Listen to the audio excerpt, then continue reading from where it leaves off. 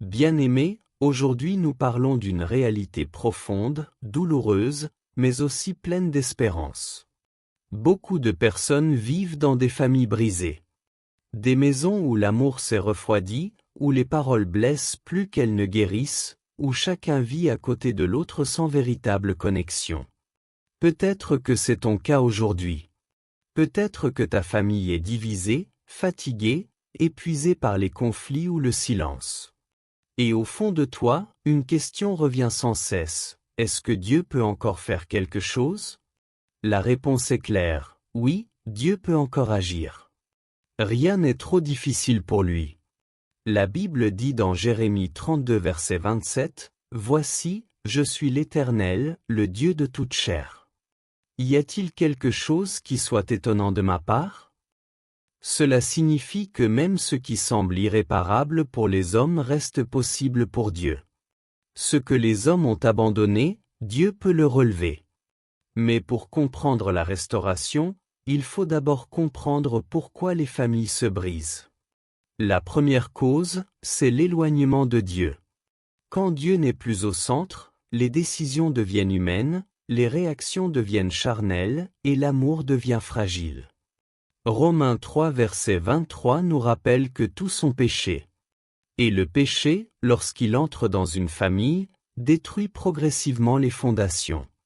Ensuite, il y a les paroles. Beaucoup de familles ne sont pas détruites par des actes violents, mais par des mots répétés.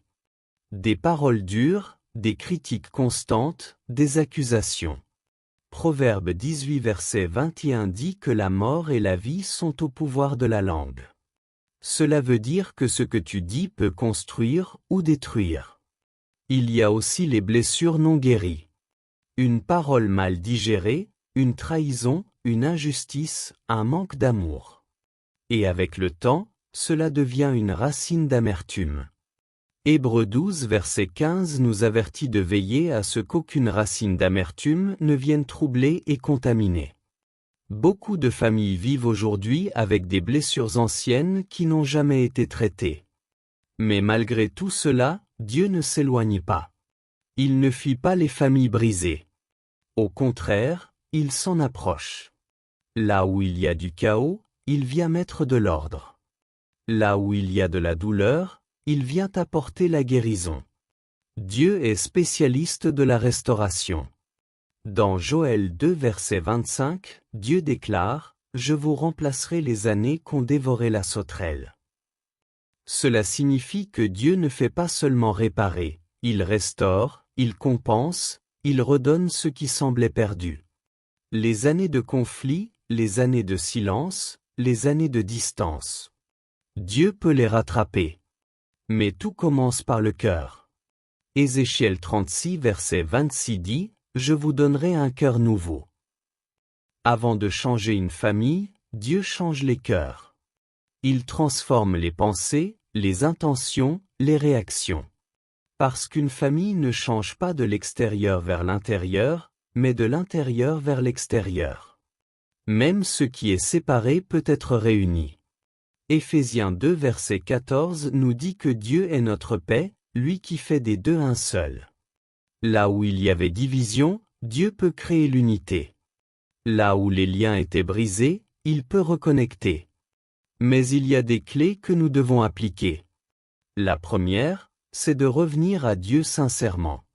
2 Chroniques 7 verset 14 dit que si le peuple s'humilie, prie, cherche la face de Dieu et se détourne de ses mauvaises voies, alors Dieu guérit. La guérison commence par une décision personnelle. Pas attendre que l'autre change, mais décider de se rapprocher de Dieu. La deuxième clé, c'est le pardon. Matthieu 6 verset 14 nous rappelle que si nous pardonnons, nous serons pardonnés. Le pardon n'est pas facile, mais il est nécessaire. Garder la colère, c'est garder la prison. Pardonner, c'est ouvrir la porte à la liberté. Ensuite, il faut restaurer la communication. Jacques 1 verset 19 nous enseigne d'être prompt à écouter et lent à parler. Beaucoup de conflits existent parce que personne n'écoute vraiment. Chacun veut être compris, mais peu prennent le temps de comprendre. Il faut aussi rebâtir sur Dieu. Psaume 127 verset 1 dit que si l'Éternel ne bâtit la maison, ceux qui la bâtissent travaillent en vain. Une famille sans Dieu peut tenir un moment, mais elle finit par s'écrouler. Une famille avec Dieu peut traverser les tempêtes et rester debout. Quand Dieu restaure, il ne fait pas les choses à moitié. Il fait mieux qu'avant. Une famille restaurée devient un témoignage. Jean 13 verset 35 dit que c'est à l'amour que tous reconnaîtront les disciples. Une famille transformée par Dieu devient une lumière pour les autres. Même les situations les plus négatives peuvent être transformées. Dans Genèse 50 verset 20, il est écrit que ce que l'ennemi avait prévu pour le mal, Dieu le change en bien. Ce qui a détruit ta famille peut devenir la source de sa force. La réussite d'une famille selon Dieu n'est pas seulement matérielle. Elle se voit dans la paix, dans l'unité, dans l'amour, dans la présence de Dieu. Josué 1 verset 8 parle du succès qui vient quand on médite et applique la parole de Dieu. Mais il y a des choses à éviter. L'orgueil, par exemple. Proverbe 16 verset 18 dit que l'orgueil précède la chute. Vouloir toujours avoir raison détruit les relations. Refuser de pardonner bloque la restauration.